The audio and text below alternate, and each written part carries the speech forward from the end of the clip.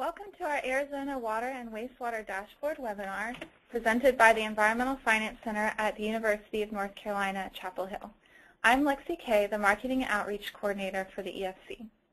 This webinar is an outgrowth of the 2012 Drinking Water and Wastewater Survey of Arizona Drinking Water and Wastewater Utilities conducted by Raftelis Financial Consultants on behalf of the Water Infrastructure Finance Authority of Arizona, and the online interactive dashboard tool developed from the survey data by the EFC. This webinar is also an outgrowth of the ongoing Smart Management for Small Water Systems project funded through a grant from the United States Environmental Protection Agency. We're joined today by David Tucker, the project director at the EFC, and he'll be presenting the bulk of the webinar. We also have 90 people pre-registered for this webinar. Hopefully you'll be rolling in soon. And the webinar will last for 1 hour, and we'll have some time for questions both during and at the end. Once the webinar ends, you will automatically be emailed a link to a very brief 5 to 10 minute survey. Your feedback is extremely important, and we'll use your input to help us improve future webinars. Thank you very much in advance for filling out the survey. Just a few more technical details before we get started. All participants will be muted, so if you have any questions, please type them into the questions box on your screen. Hopefully you had a chance to look over this logistics slide explaining some of the details about using GoToWebinar, but if you have any questions or technical problems, please type them in the questions box and we'll do our best to help you. The questions box is fairly small, so if you want to detach the box and make it larger, you can do so by clicking on the curvy arrow button in the upper right-hand corner of the questions box. The raise your hand function of GoToWebinar will be disabled. Again, please type your questions in the questions box. When asking a question, please state your name and water system name. This will help us respond to you. We may not have time to answer all of your questions, but if not, I will select out a subset to put to David to answer. We will follow up with any questions that we did not answer in the coming days. Finally, this webinar is being recorded, and we will share the slides from the presentation and the recording with you in the next week. And with that, we'll get started. So David and I work for the Environmental Finance Center at UNC. The EFC is an applied research center that helps governmental and non-governmental organizations figure out how to pay for environmental services. We help our partners by improving access to and an understanding of funding sources, improving their understanding of what things cost and how they are currently paid for, and improving financial management. Water and wastewater is a huge portion of our work, and we offer a lot of training opportunities and resources to address some of the most common issues that water utilities deal with. Our partner, Arizona WIFA, or the Water Infrastructure Finance Authority of Arizona, is Arizona's water and wastewater funding source. They provide financial and technical assistance for water infrastructure throughout Arizona. And we have several representatives from WIFA on the webinar today. We're also joined by several representatives from Raftelis Financial Consultants, a private consulting firm focused on rate, financial, and management consulting for water, sewer, and stormwater utilities. Raftelis conducted the rate survey that provides the data for the dashboard. Finally, the EFC is part of a network of 10 environmental finance centers, or the EFC network, who are working on the Smart Management for Small Water Systems grant focused on helping small water systems serving fewer than 10,000 people in all 50 states and all 5 territories. We provide training and resources across all of the areas listed here, and this webinar is part of our fiscal planning and rate setting focus. If you are a small system, you are welcome to contact the EFCN through the link here for free one-on-one assistance available through the EFCN website on any of the topics listed on this slide. One of the EFCN staff members will follow up with you via email or phone to address your request. And I couldn't get too far into the webinar today without saying Happy Halloween to all of you. If you needed just a little bit of last-minute inspiration, we're sharing some water-themed costumes that you might enjoy. And back to some more serious objectives of our webinar. We hope that you will become familiar with the features and benefits of our Arizona Water and Wastewater Rates Dashboard. You'll learn how to compare one water system's rates with those of other systems, and you'll learn how to apply several useful financial benchmarks to your system. And as you can see from this map, we have a great representation of folks from all over the state of Arizona. And I think we're going to launch a polling question now just to get to know a little bit more about you.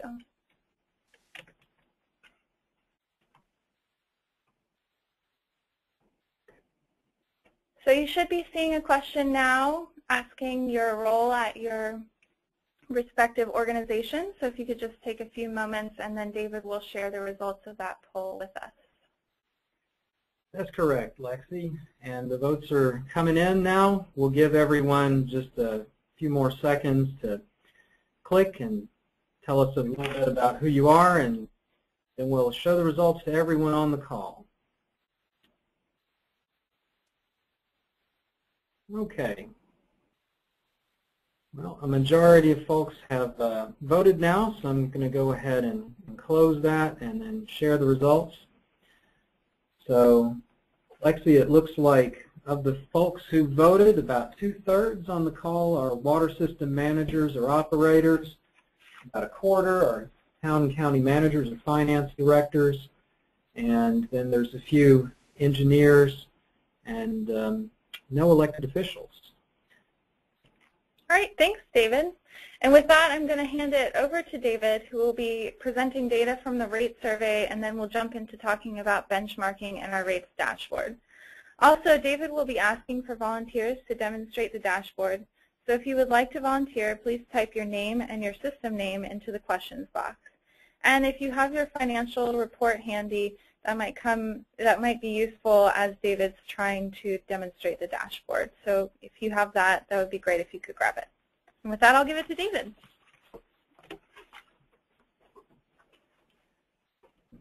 Thanks very much, Lexi.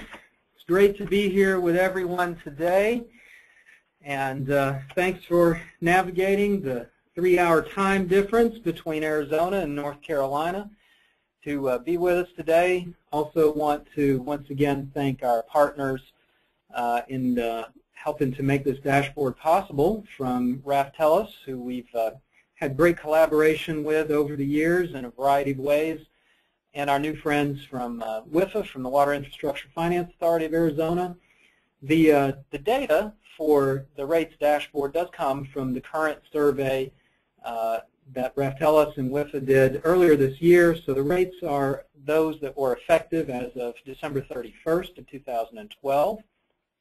The dashboard, as you'll see, primarily focuses on benchmarking and displaying the data from the most recent year responses, the 2012 responses, and so that's 139 utilities.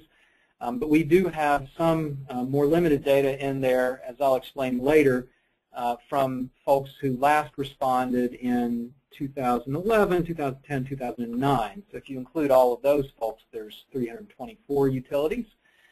The survey instrument itself had 14 questions on water, 14 on sewer. And the organizations responding to the survey are categorized into these 4 groups: municipalities, associations, districts, counties, and investor-owned utilities, or IOUs. The data is, of course, all self-reported data by the survey responders. So I wanted to show a little bit of analysis in graphical form before we get to the dashboard about the data from the survey, the rates there in Arizona. If you look at the median, so where 50% of the data points are above and 50% are below this level, the median monthly drinking water bills, we have broken it down here by the system size, fewer than 1,000 on the left here, and this is the number of people served rather than the number of connections. Then 1 to 5,000, 5 to 10,000 on the right, more than 10,000. And you can see the median declines there, which is perhaps not that surprising given the fixed costs in owning and operating a water system, water treatment plants, pipes, all of that. And We see a similar pattern for the median monthly wastewater bills for wastewater systems. Again, largely declining from smaller to larger systems, left to right here on the graph. As far as the ownership types, we talked about those 4 categories. If you look at the drinking water rate structures, we have a majority in the data are investor-owned utilities, 66 of these IOUs. Next largest category, munis, followed by the districts and the associations. Sticking with drinking water rates for the moment, if we look at the kind of rate structures that are in use, a uniform rate structure is being used by about 1/4. So in other words, the volumetric portion, the volumetric charge is, let's say, $2 or $3 per 1,000 gallons consistently, regardless of how little or how many gallons you're buying. Increasing block rate structure for the uninitiated being used by about 3/4 of rate structures here. Basically, that's a fancy way of saying that there are break points. As you consume more in the month, you'll get to these break points where the unit charge goes up. And there might be 2, 3, 4 blocks, however many are in there. You put those 2 last graphs together, and as you can see, breaking it down by the ownership type, the majority for all of the ownership types but one are using the increasing block rate structures. The districts are breaking about half and half between the uniform and increasing block. Increasing block rate structure you'll often hear associated with the desire to send a conservation signal to the customers to, as they reach higher, more discretionary or non-essential levels of water use during a given period of time, to send them a higher price signal and encourage them to think about if they have consumed enough for this period of time. And then similarly with wastewater, breaking it down by the ownership type, we have almost 3/4 are municipality owned and operated, a few investor-owned in districts, no associations. This is a smaller data set we have for the wastewater, 50 systems, or rate structures rather. We see our friend, the uniform rate structure again, this time being used by around 1/3, almost 2/3 of the systems, in this case not having any kind of volumetric charge. It's a flat fee. So regardless of how little or how much you use, you're paying X amount. And then we have one system in there with an increasing block rate structure. You put those 2 graphs together, and here we see flat fee being used by the large majority of all 3 categories for wastewater. And there's that one increasing block there for municipalities. Now, we were just talking about volumetric charges. Of course, in many cases, a water or wastewater utility will choose to make part of their rate structure the base charge. This goes by various names. Some might call it the minimum charge or the fixed charge. We often refer to it here at the EFC as a base charge. And as you can see with the blue bars here, breaking it down to $0 to $10 a month, 10 to 15, and so forth, and so on, all the way up to greater than $25 a month. We've got a pretty big spread of the number of rate structures with magnitude of base charge in those different categories. In the case of the wastewater utilities, though, we can see for these smaller monthly base charges a much smaller number of utilities, and then a real spike here above 25. So that seems to make sense to me to correlate to the large number of utilities that are just doing for wastewater a flat fee. In this case, those 2 are going to be overlapping concepts of the flat fee and the base charge. Got some more data in tabular form here for you to look at. The drinking water rate structures on the left, wastewater on the right. And this is for a median bill at 5,000 gallons per month, which in a state like North Carolina might be a pretty normal consumption amount for a typical residential household. We've also seen that trending down some here to maybe more like 4,500 or 4,000 gallons a month. In any event, that's what we're benchmarking here.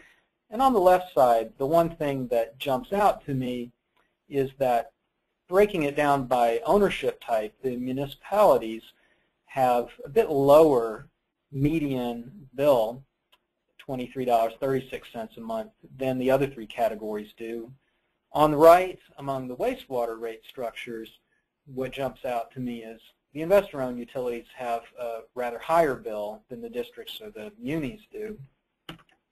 And we will get to the dashboard shortly for those who are awaiting that. But a few more graphs here about just some analysis of the rates broadly in Arizona. Certainly a state where we are very interested as researchers in a variety of water usage and finance questions. If you look at the monthly equivalent residential drinking water bills by consumption, so varying the consumption amount here down on the x-axis from 0 to 15,000 gallons per month, and then we've got the amount of the bill on the y-axis here. You can see the median, the dark blue line with the dots in the middle here. Almost a straight line, not quite, but there's considerable variation, and the variation gets rather higher as you increase the amount of consumption. So this shaded area, it's the middle 80%, between the 90th percentile at the top, 10th percentile at the bottom. So clearly the variation increases with the consumption level there. I'm going to show you a couple of scatter plots here. Every one of these dots represents a rate structure. These are combined water and sewer bills if the utility in question offers both. Otherwise, it's just the water, just the sewer bill. Broken down by the ownership type. Flat fee, the orange dot. Flat fee is not going to decrease from 10,000 to 5,000 gallons per month. A marginal price, we're calling it here, the margin between 5,000 and 10,000 gallons. So whether you're looking at the absolute amount on the x-axis here or the percentage decrease on the y-axis, of course the flat fee is just going to stay there at 0, isn't it? But what's more interesting to look at, the increasing block rates, the red boxes, and uniform rates, the blue triangles.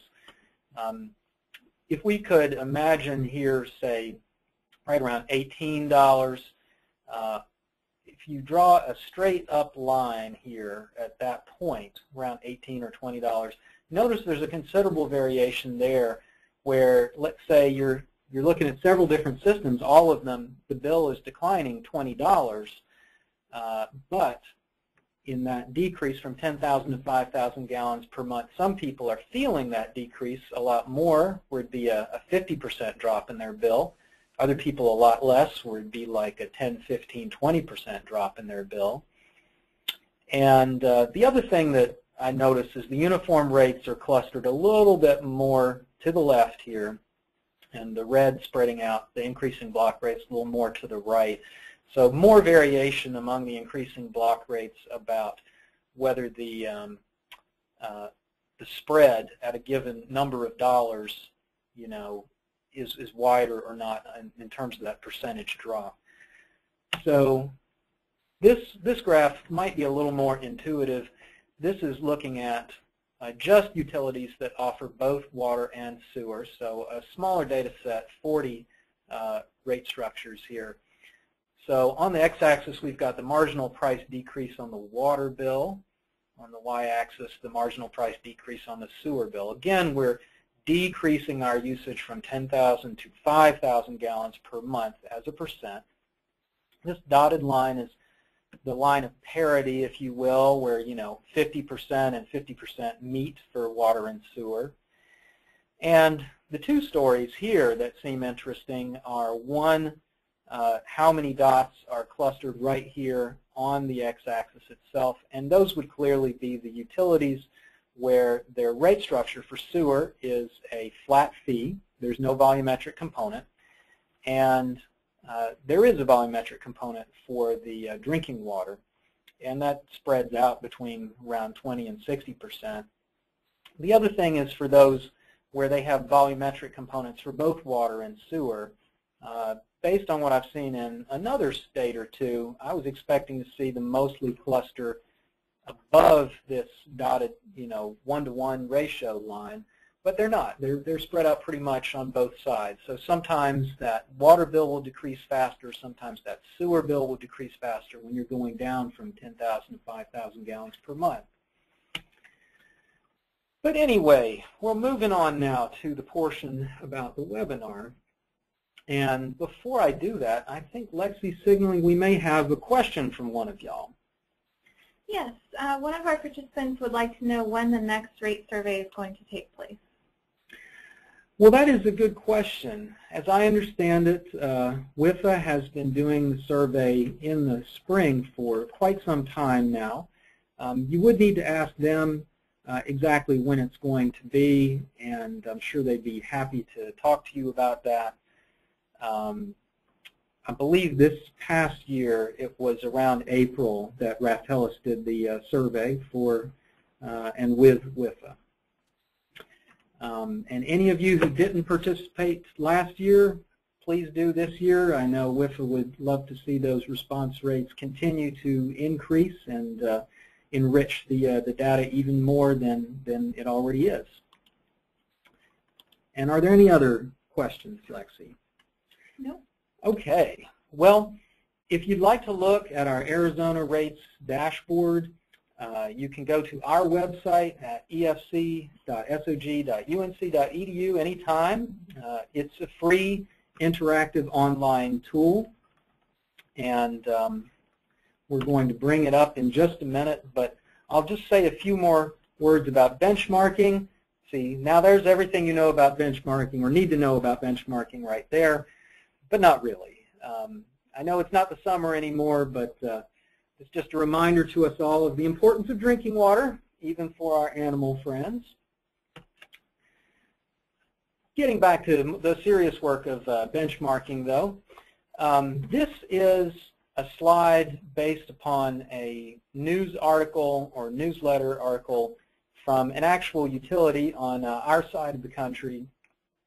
They are feeling pretty proud here of how they have very low rates. They point out here that based on 7,000 gallons of average monthly usage, they have the third lowest water and sewage rates statewide in their state. And it's not hard to imagine myself in their position, feeling happy about that, but it really doesn't tell anywhere close to the whole story, does it? What is the situation financially for the utility? Are they generating enough revenue from their rates to enough operating revenue to cover their operating expenses?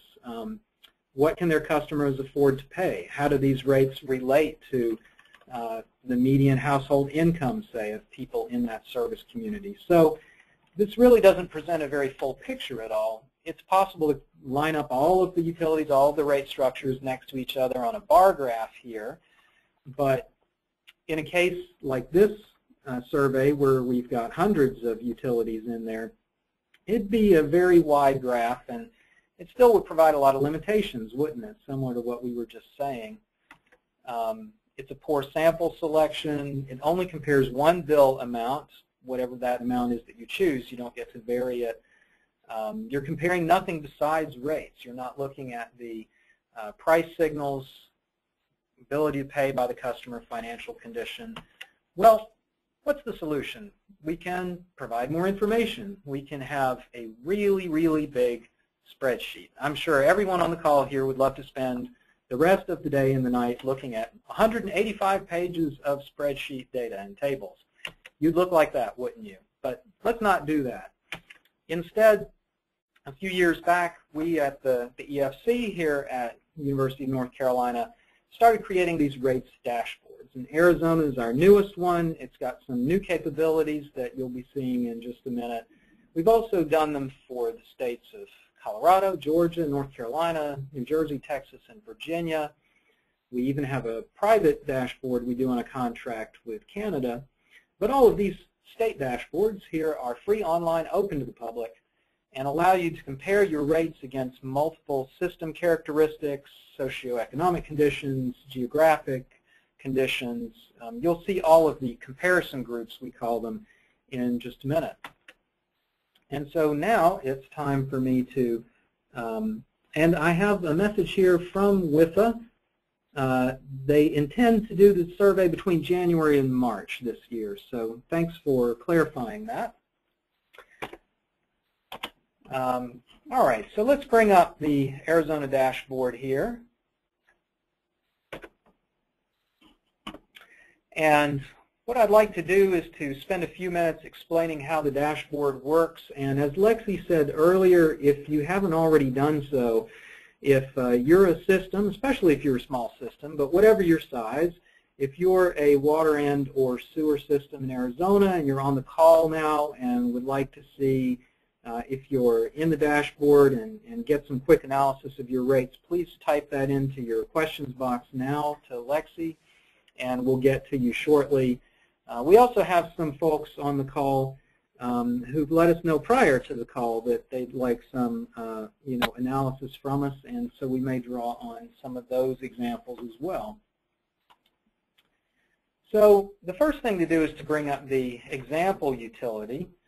And this is a made-up utility in Arizona, not a real utility.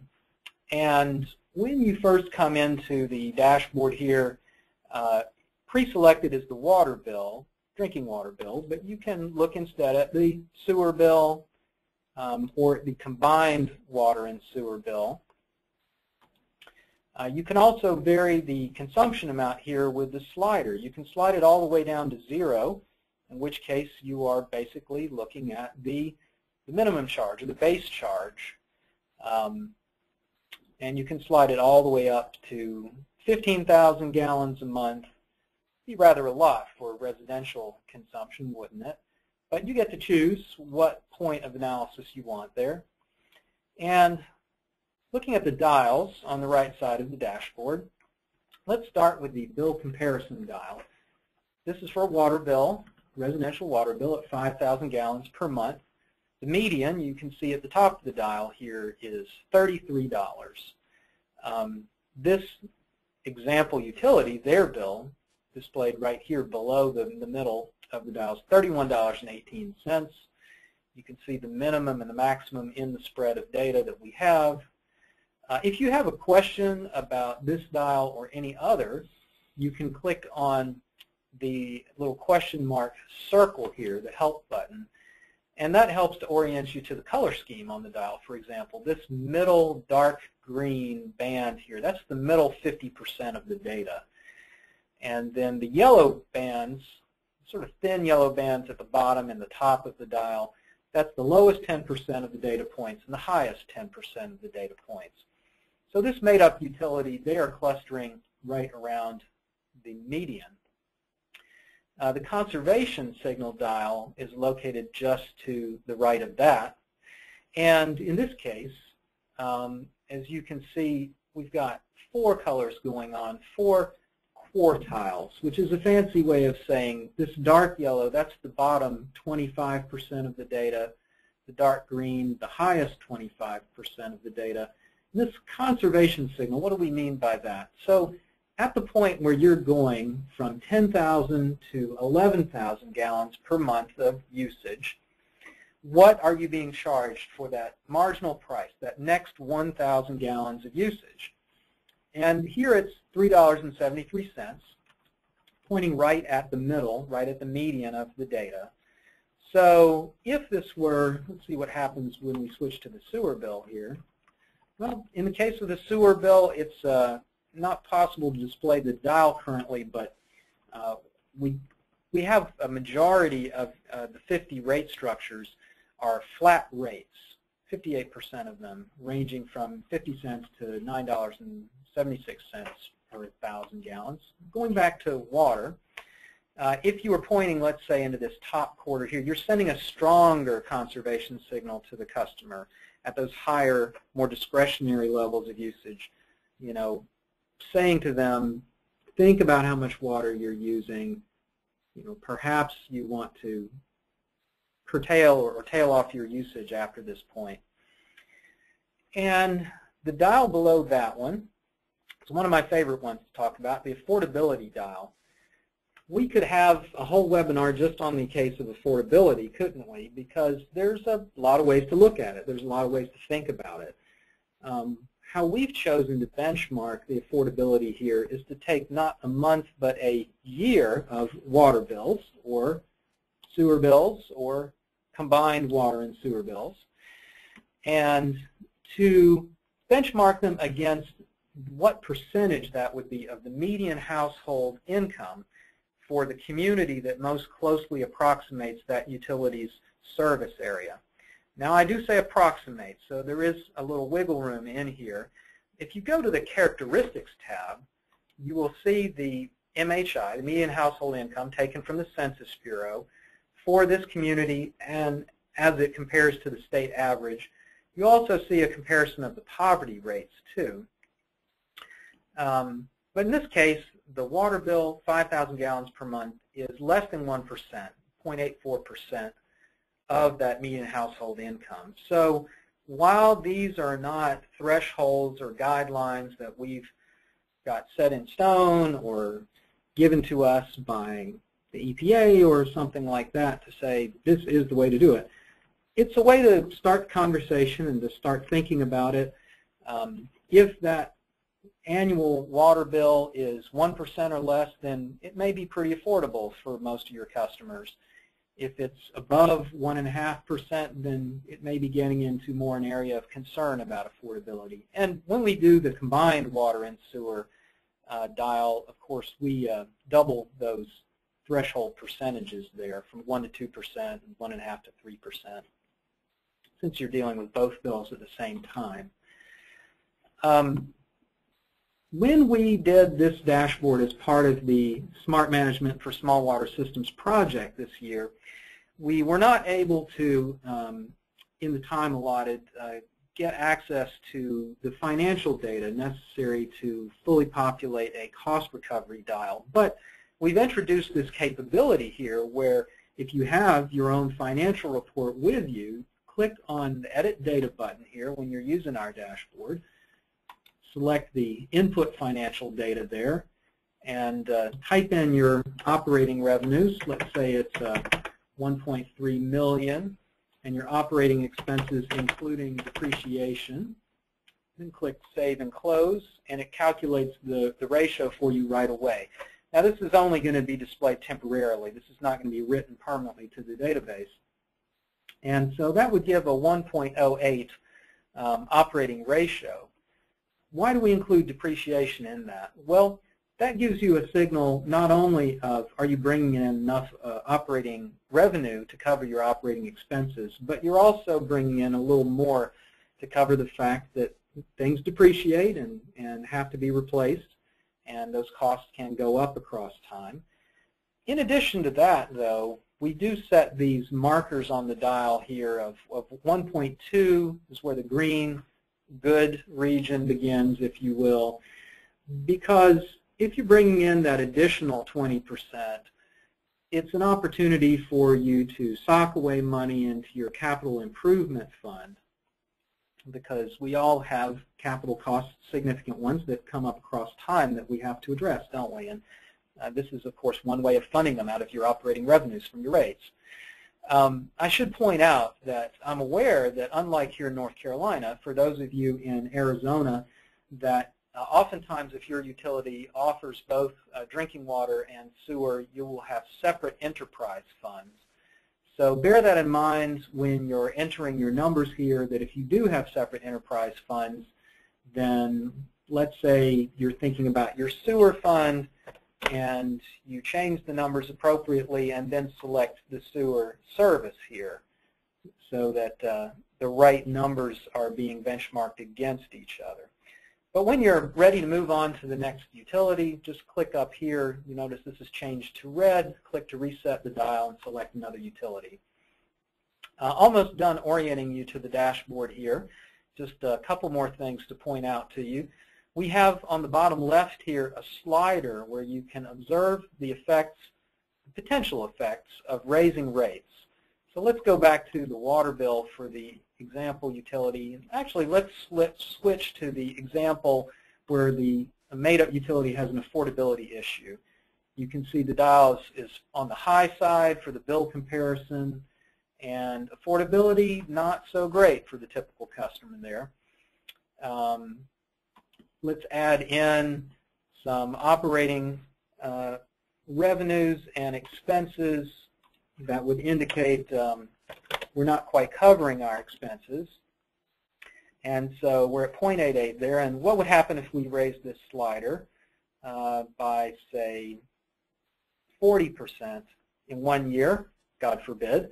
But because your customers would probably rise up and throw rotten fruit at you or something. But in any case, you'd be at 1.08, so you'd be above 1.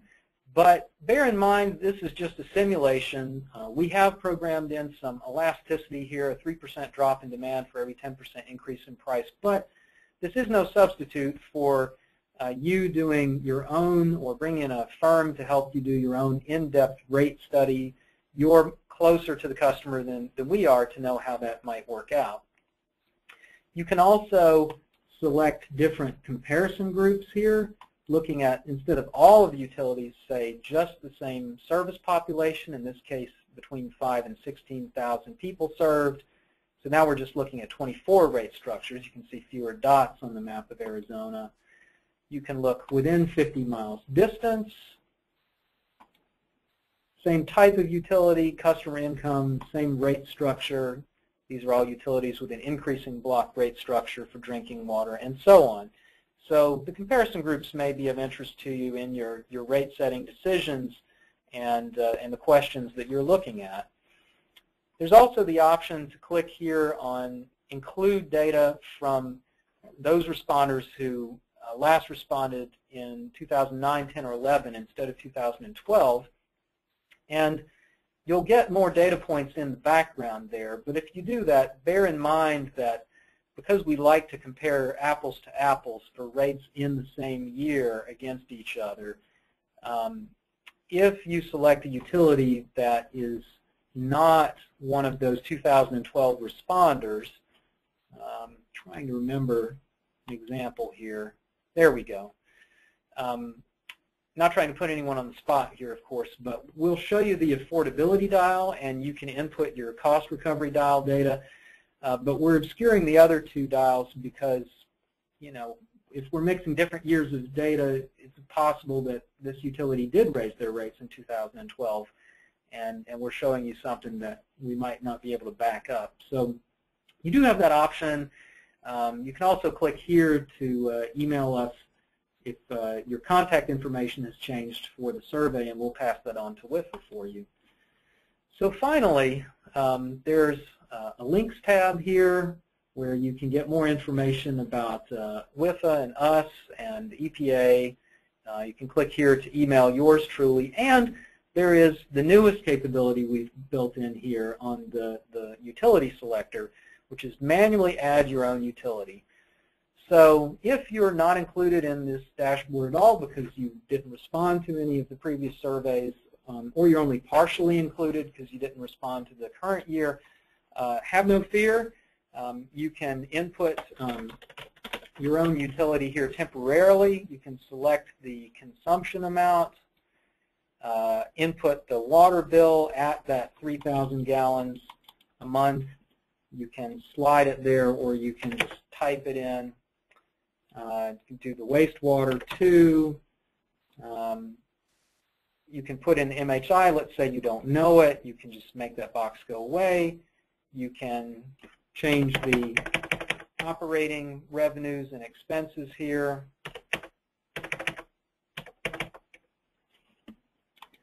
And then you hit the compare button. And again, bear in mind if you have separate enterprise funds.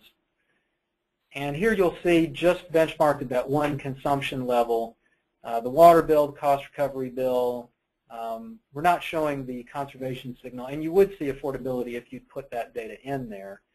But when you're ready to switch to a different utility, just go pull it up from the drop down. So I know that took a while to explain, and thanks for bearing with me. And now I want to stop and see if there's any questions or volunteers. We do have a couple of questions. Excellent. We'd like to know if the dashboard takes into consideration transfers to the general fund. That is an excellent question. On our North Carolina dashboard, we have an additional tab you don't see here on about 8 different financial benchmarks. We give debt service coverage ratio, we give quick ratio, and we do show that if there are any transfers into the enterprise from the general fund or out of the enterprise fund into the general fund, and the magnitude of those transfers. That's not something we've included on this first edition of the Arizona dashboard. If that's of interest to utilities in Arizona and WIFA, we can look at that in the future. So as far as the cost recovery data here, again, there's not any that's pre-populated in the dashboard this time. So it would be up to you when you're typing in the numbers about which way you type in those operating revenues and expenses numbers, inclusive of or exclusive of those transfers. We've certainly seen from our research that some transfers between the general fund and enterprise funds can seem to intuitively make more sense than others. So if you're a small town, small utility, and your finance director, your town manager is spending half their time managing the water and wastewater utilities, and therefore you transfer an amount equal to half their annual salary, seems pretty sensible. But that's definitely something to think about. So thanks for that question. Any others, Lexi? Yes. What if you have differential rates between in and out of corporate limits? That is an excellent question. The data that we used here from the survey is all inside limits data, essentially. On the North Carolina dashboard, we do present some information about the difference between the inside and outside limits. On the characteristics tab there, you'll see the ratio, if there is a differential. Is that outside, say, 1.5 times what the inside rate is? We don't have that reflected in this dashboard, but again, we're very interested in your thoughts on the ground with your utilities and those of you who are state-level officials and regulators about what you would like to see in next year's version of the dashboard and how we can improve that. And if there is interest in the question of outside rates, we can look together with whoever's doing the survey about incorporating that next time. One last question. A couple of people want to know if the raw data from the survey is available. Yes, it is. The folks from Raftelis and from WIFA have put together an excellent annual report. I believe it's available on WIFA's website, and you'll see explanation of the survey methodology, how WIFA conducted the survey. I believe there's an example of the survey instrument at the end of that report, and the raw data tables are in there too. So just go to WIFA's website and you should be able to find it there. That's all the questions. Excellent. Well, Lexi, before I start pulling up some systems of interest to me to explain some more here, are there any volunteers who've typed in? Unfortunately, we don't have any volunteers, but it's not too late. No, it's not too late. Don't be bashful. Let me emphasize, when we ask for volunteers like this, we're certainly not trying to put anyone on the spot. We're trying to help you see some of the stories that the dashboard can tell, because it can be a very powerful tool to help you understand the context of your rates and finances and affordability situation, some of the give and take, the trade-offs there. We have had some people prior to the start of this webinar who've asked us for some analysis, and I think some of them are on. Oh wait, now we have a volunteer. We have a volunteer, the city of Benson. Aha, interesting. There's a Benson in North Carolina as well. In fact, we've done some great collaboration with Benson, North Carolina on their electric rates. Okay, so Benson either does not have water utility, or if they do, we just don't have their data from the current year. However, in the case of the sewer bill, we have data from 2009. So unfortunately, we can't give you the full picture here at this moment. However, if you have a consumption point in mind, like say 5,000 gallons a month for sewer or for water, if you want to type in to the questions box to Lexi, we can plug that in on your behalf to the manually add your utility bill here. And if there's not time to do that on the fly right now, then please contact us afterwards, and we can set up a time where I can talk to you on the phone or send you something by email to give you a fuller picture there. But in terms of what you can see about Benson here, there's some data. The rates, whatever they were in 2009 for sewer at 5,000 gallons a month, were less than 1% of the MHI there. If you go to the characteristics tab, you can see that MHI significantly lower than the state of Arizona average. So it's about all we can show you at the moment here without you having responded to the 2012 survey. We have another volunteer from the town of Wickenburg. Excellent. Now, I haven't memorized all of the hundreds of utilities here, but I think Wickenburg, yeah, you're one of the responders from the current year's survey. Thank you for doing that. And let's look at your water bills and then your sewer bills. So for the town of Wickenburg, we have here a pretty low bill by comparison to others in the database. $12.13 a month, pretty much right around that lowest 10% of the data, almost into there. And so that's a pretty low bill. Conservation signal is in that second from the bottom quartile there, so not sending the strongest, not the weakest conservation signal either to your customers there. Could be a little stronger to encourage some conservation. The affordability, certainly one of the lower percentages I have seen here at about 1/3%, and that's out of about a $40,000 a year median household income. The question that would be very interesting to me at this point would be, what is your cost recovery looking like for your water and your sewer enterprise funds? Again, if you have that data now or after the call, sometime in the coming days, we'd be glad to plug it in here for you and talk to you further about that. As far as your sewer bill goes, comparatively a little bit higher here, right at about 35% of the way up these data points, at about $21 a month, still below the median. Conservation signal is at $1.99 per 1,000 gallons, going from 10 to 11,000. Affordability has climbed up a bit there, but still well below 1%. And if we do the combined bill, since you offer both services,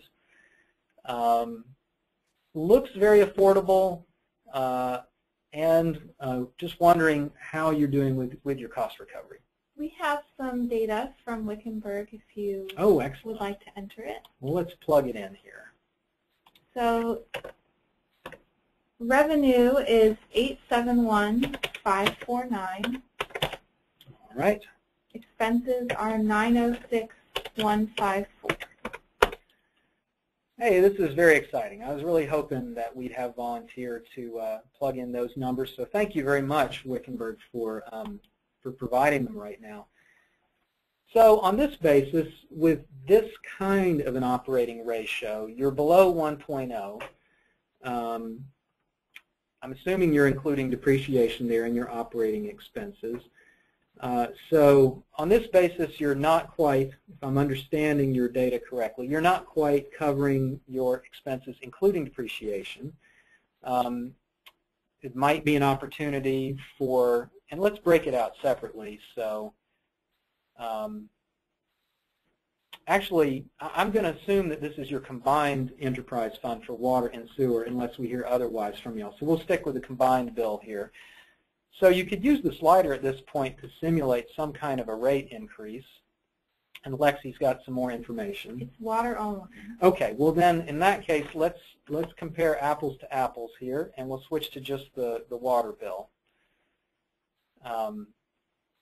Okay, so for just the water bill, the water enterprise fund, if we were to raise the rates by, say, 10%, and this, of course, simulates an all-at-once rate increase, whereas I know in real life, those of you who are managing these difficult decisions might be looking at gradual regimes of rate increases across a multi-year period.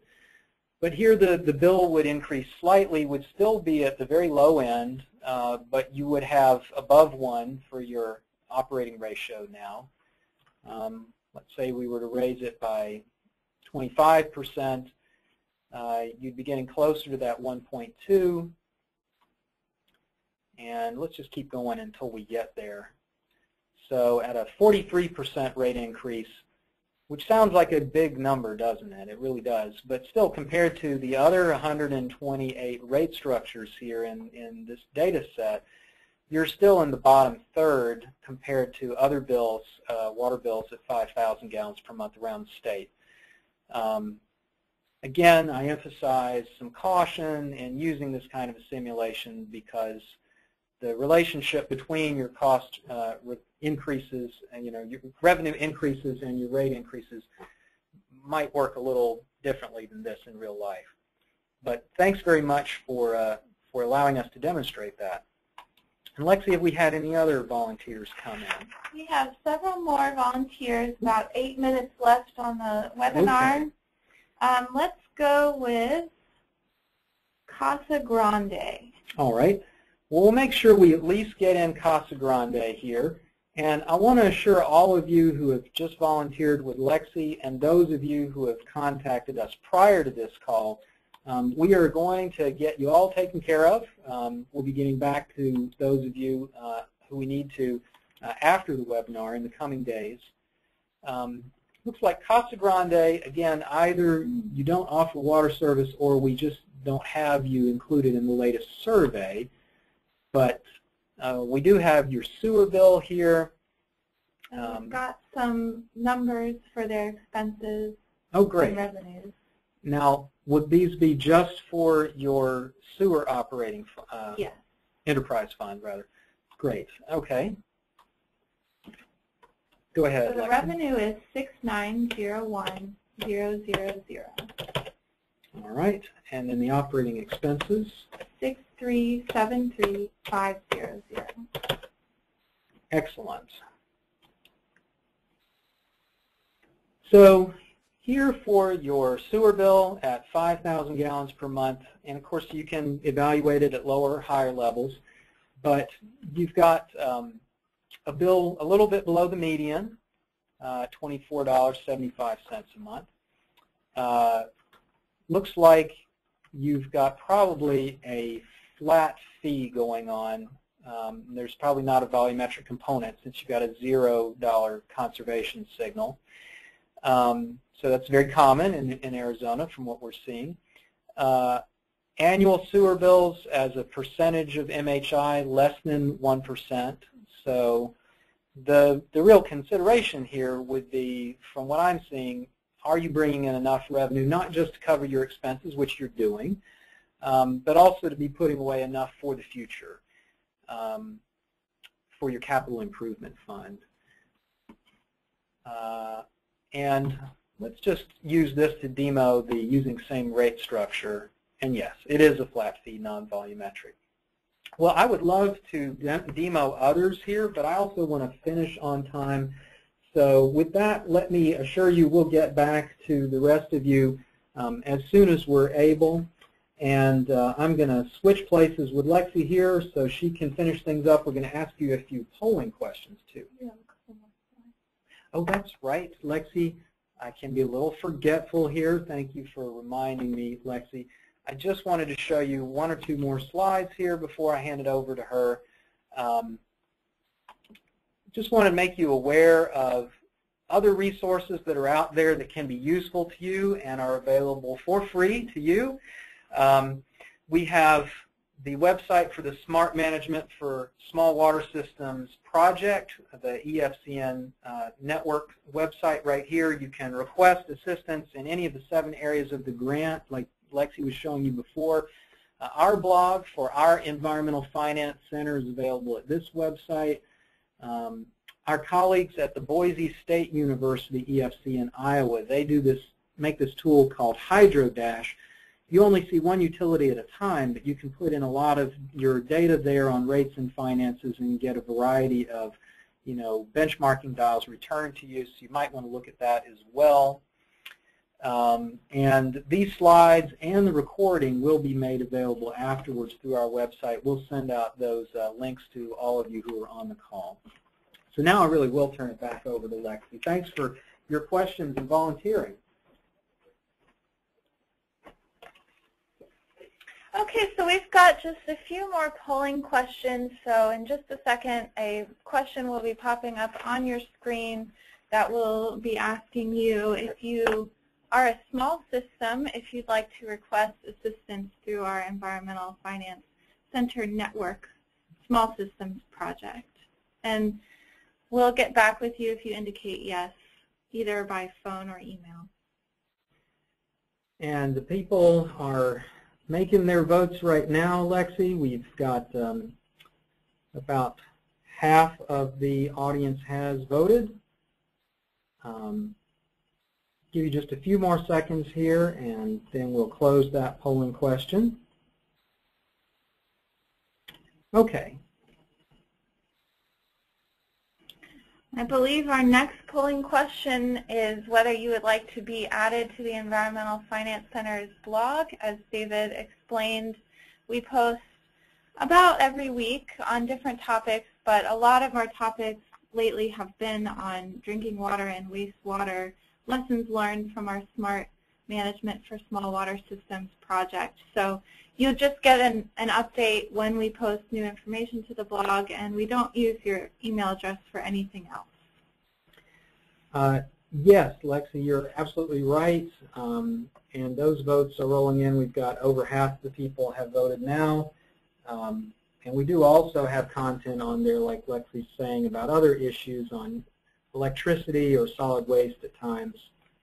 But I'm closing that polling question now and going to the next one. Is this our WIFA? Yes, absolutely right. Our partners at the Water Infrastructure Finance Authority of Arizona maintain an email distribution list to send out information on a variety of important topics to those of you in Arizona. So if you would like to be added to that list, go ahead and vote yes now, and we'll pass that information on to them.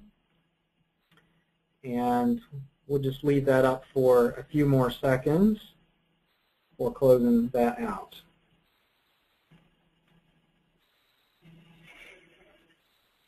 Okay, and I'm going to close that one now. And we've got just one more to share, don't we, Lexi? Yes, for Raftelis. Exactly. For our good partners at Raftelis Financial Consultants, they have a newsletter distribution list talking about their work, and Raftelis works in various places around the country on a lot of interesting projects. So if you would like to be on RFC's newsletter list, please respond yes here, and we're going to pass that information on to our buddies over at RFC. All right, it looks like a majority of y'all have voted now, so I'm going to go ahead and close that one out too. Okay, and that's all our polling questions for now.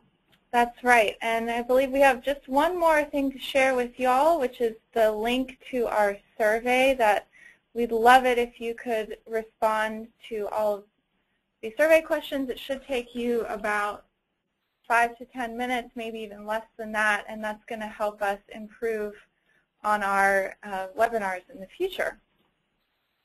So you should be seeing in the chat box a link to that survey, and we'll also be sending that out via email after the webinar. So if you don't have time to do it right now, you can do it later. And I think that's it for us. Thank you all for attending. It was a real pleasure to spend the morning with you. And please remember that you can contact WIFA and Raftelis with questions about the survey. I'll try to get their contact information up here for you. And you can always contact us here at the EFC or through the EFCN network for technical assistance. And we will, again, be following up with those of you who asked questions or volunteered to be shown the dashboard. We'll get back with you after the webinar. And just remember, again, there will be an email with a link to the brief survey